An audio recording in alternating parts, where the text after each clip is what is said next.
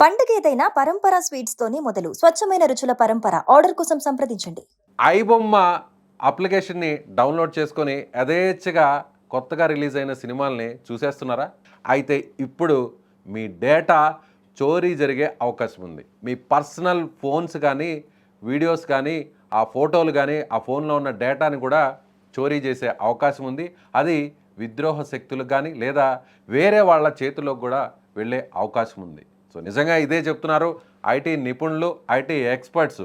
ఐబొమ్మ నిర్వాహకుడు రవిని అరెస్ట్ చేసిన తర్వాత పోలీసులు చెప్తున్నటువంటి సంచలన విషయాలు ఇప్పుడు ఐబొమ్మలో సినిమాలు చూస్తున్న వారందరినీ కూడా కలవరపెడుతున్నాయి. ఎస్, దీని గురించి డీటెయిల్గా తెలుసుకునే ప్రయత్నం చేద్దాం. మనతో పాటు మాట్లాడడానికి ఆన్లైన్లో ఉన్నారు ఐటీ అనలిస్టు శ్రీధర్ గారు. శ్రీధర్ గారు, ఇప్పుడు ఐబొమ్మని చాలామంది డౌన్లోడ్ చేసుకొని ఆ అప్లికేషన్లో ఆ వెబ్సైట్లో సినిమాలు చూస్తున్నారు. వాళ్ళందరికీ కూడా ఏదైనా ప్రమాదం పొంచి ఉందా? పోలీసులు ఏం చెప్తున్నారంటే 50 లక్షల మంది సబ్స్క్రైబ్ చేసుకోన్నారు. ఈ 50 లక్షల మంది డేటా వేరే వాళ్ళ చేతిలోకి వెళ్తే భారీ నష్టం జరుగుతుందని నేరుగా సిపి సజ్జనార్ గారే చెప్తున్నారు. నిజంగా అంత ప్రమాదం ఉంటుందా?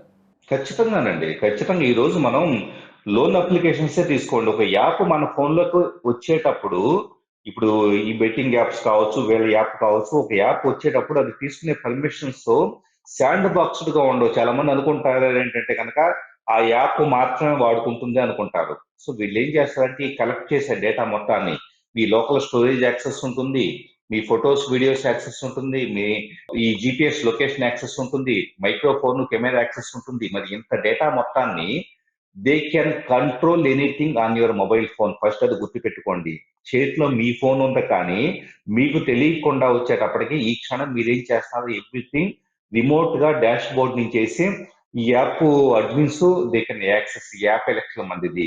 నాట్ ఓన్లీ ఇండివిజువల్ డేటా అండి. సజ్జనార్ గారు అన్నట్లుగా ఇండివిజువల్ డేటా అనేది డార్క్ వెబ్ లో పెట్టడం అనేది ఒక సమస్య అయితే, ఇక్కడ యాప్ అనేది ర్యాట్ లాగా పనిచేస్తుంది. రిమోట్ అడ్మినిస్ట్రేషన్ టూల్ అంటాం.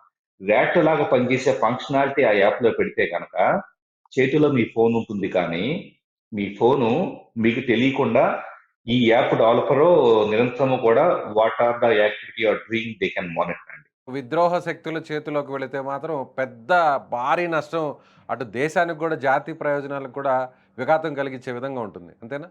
100%. ఎందుకంటే ఈ డేటా ఎక్కడైనా కూడా డార్క్ వెబ్ లోకి వెళ్ళొచ్చు. లేకపోతే కనుక కొంతమంది విద్రోహ శక్తుల చేతిలోకి ఇతను ఏం చేస్తాడు, ఇల్లీగల్ అమౌంట్ కి అలవాటు పడిన తర్వాత ఎవరో వచ్చేసి ఓకే మీ దగ్గర ఇంత యూజర్ డేటా ఉంది కదా మాకు అమ్మేసేయండి అని చెప్పేసి అన్నా కూడా హ్యాపీగా అమ్మేయొచ్చు. సో ఇదంతా డేటాని ఒక దగ్గర పెట్టుకున్న తర్వాత వీళ్ళు ఏం చేస్తూ ఉంటారంటే కనుక బేరసరాలు ఆడుతుంటాం. మా దగ్గర ఇంత డేటా ఉంది, మీకు కావాలా, ఓకే మాకు ఇంత అమౌంట్ ఇవ్వండి. ఎందుకంటే ఇది వీళ్ళకి పోయేదేమీ లేదు కదా. సో ఫైనల్గా ఇప్పుడు ఒకవేళ అతని చేతనే ఇప్పుడు పోలీసులు అయితే మాత్రం ఆ వెబ్సైట్ని అంతా కూడా క్లోజ్ చేయించేశారు, ముయించేశారు అంటున్నారు. సో ఇది శాశ్వతంగా క్లోజ్ అయిపోయినట్టేనా ఇక ఐబొమ్మ కానీ బప్పం అనేటువంటి ఈ వెబ్సైట్స్ కానీ? శాశ్వతం అంటే ఏదీ లేదండి. ఎందుకంటే ప్రతి డొమైన్ నేమ్ కూడా ఇంతకుముందు సజ్జనార్ గారు కూడా ఒకటే మెన్షన్ చేసి ఉన్నారు. అది కామన్ గా ఎప్పుడు చూసేదే.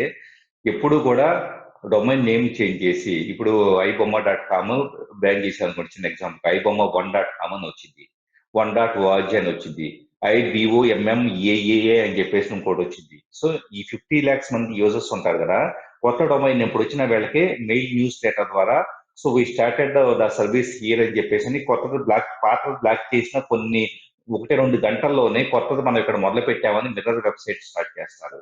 మొత్తం సో కాబట్టి నెట్వర్క్ని క్యాప్చర్ చేస్తే ఇప్పుడు ఈ ఐబొమ్మ ఇమ్మడి రవికి సంబంధించినటువంటి నెట్వర్క్ని అంతా కూడా పోలీసులు ఒకవేళ అదుపులోకి తీసుకొని కంట్రోల్ చేస్తే, సో ఇప్పటివరకు చాలా వెబ్సైట్స్ ఉన్నాయి. ఈ స్థాయిలో ఐబొమ్మ స్థాయిలో అంత పేరు వచ్చింది కానీ లేదా అంత వాచింగ్ ఉన్నది కానీ కొత్త సినిమాలను అంత ఫాస్ట్గా అప్లోడ్ చేసేది కానీ మిగతా వెబ్సైట్స్కి అంత లేదు క్రేజ్ పబ్లిక్లో చూసే ఆడియన్స్లో. సో ఇప్పుడు ఐబొమ్మని కంట్రోల్ చేస్తే పూర్తిగా ఆ నెట్వర్క్ని అంతా కూడా ఒక రకంగా క్లోజ్ చేస్తే కొంతవరకు కంట్రోల్ చేయొచ్చా ఈ పైరసీని?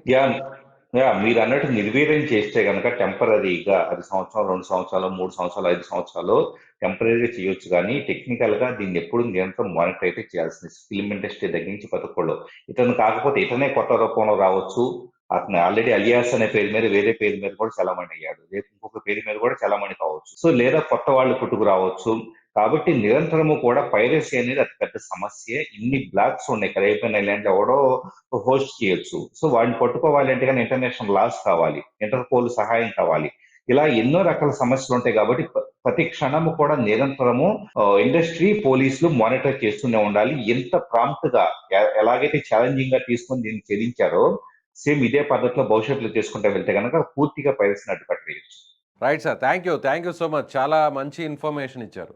Thank you. ఫ్రీగా సినిమాలు చూసేయచ్చని పైరసీ వెబ్సైట్స్ని ఓపెన్ చేసి కొత్త సినిమాలను చూసేసామని తెగ ఆనందపడుతున్నటువంటి చాలామందికి ఇది ఒక అలర్ట్ లాంటి వీడియో. ఎందుకంటే సో అనధికారికంగా ఉన్నటువంటి వెబ్సైట్స్లోకి వెళ్ళి ఇలా పైరసీ సినిమాల్ని చూడడం అటు సినిమా నిర్మాతలకే కాదు నష్టాన్ని ఇచ్చేది, మీకు కూడా ఖచ్చితంగా ప్రమాదం పొంచి ఉంది అనేది ఇక్కడ పోలీసులు అలాగే ఐటీ నిపుణులు చెప్తున్న దాని ప్రకారం అర్థమవుతుంది. మీరెప్పుడైనా ఐబొమ్మ వెబ్సైట్స్ ఓపెన్ చేసి ఈ విధంగా పైరసీ సినిమాలు చూసారా?